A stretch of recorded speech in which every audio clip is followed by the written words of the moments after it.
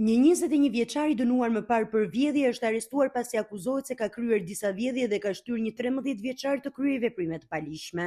Sipas Policisë së Tiranës, shërbimet e Komisariatit nr. 4 kanë identifikuar dhe vënë në pranga shtetasin me iniciale SK, 21 vjeç, banues në Tiranë. Hetimet kanë zbuluar se më datë 29 nëntor 2025, i riu ka vjedhur me thyerje një market, duke marrë produkte të ndryshme.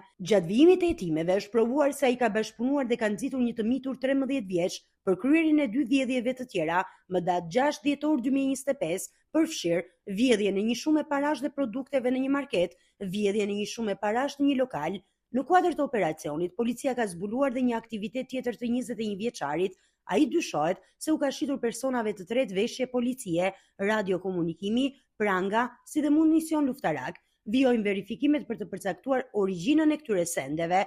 Gjatë kontrollit, u sekuestruan të gjitha pajisje të kundërligjshme, si dhe një shumë parash që dyshohet të jetë produkt vjedhjesh. Materialet i kanë kaluar prokurorisë së Tiranës për veprime të mëtejshme procedurale.